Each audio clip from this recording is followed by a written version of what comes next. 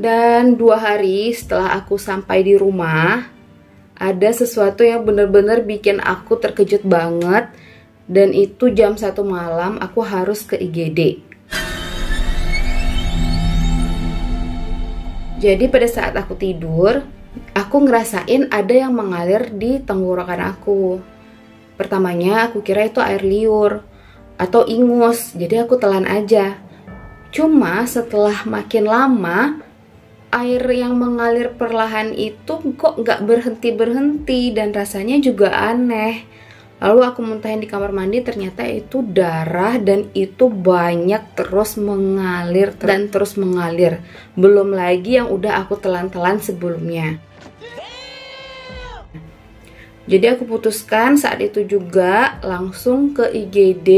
Aku langsung ditangani cepat dan dokter yang jaga di situ langsung hubungi dokter yang operasi aku. Dan syukurnya dokter aku itu langsung ngerespon. Jadi aku langsung dikasih antibiotik, langsung dikasih obat supaya lukanya berhenti, terus obat anti nyeri. Dan itu semua dikasih melalui infus. Dan dokternya menyarankan aku langsung rawat inap saat itu juga.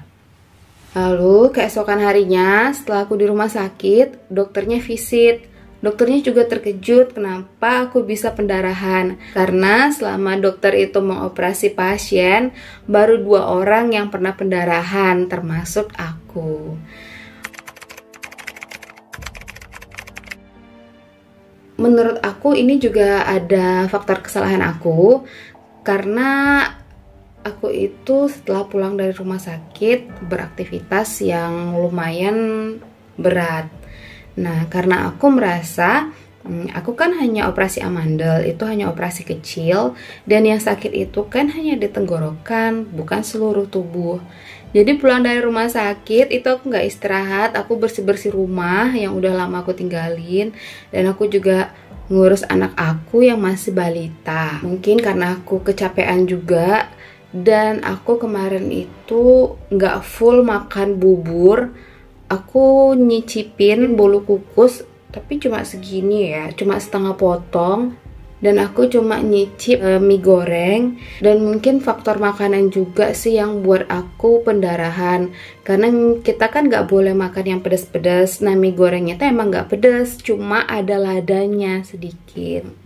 Tapi aku bingungnya pendarahan aku itu bukan setelah makan, tapi saat aku tidur. Setelah aku pendarahan, aku dirawat 3 hari 2 malam.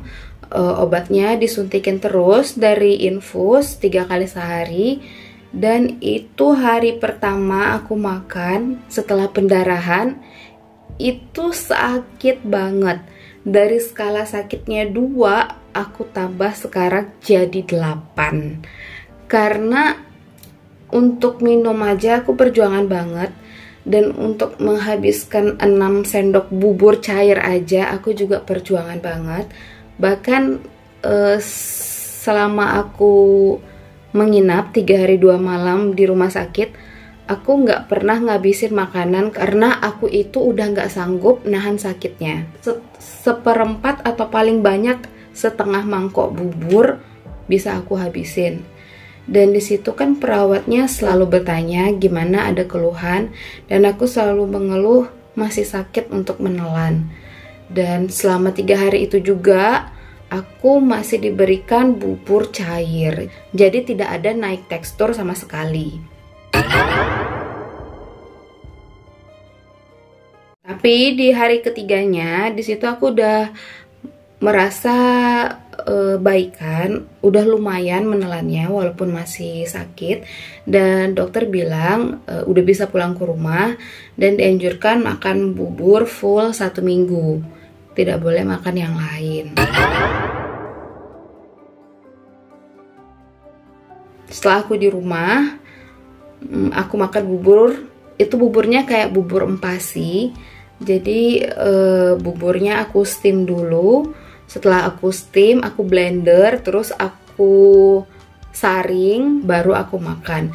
Dan itu cuma semangkok kecil ini sekali makan, dan itu aku ngabisinnya 1 jam, 1,5 jam baru habis. Bahkan waktu awal-awal itu nggak habis.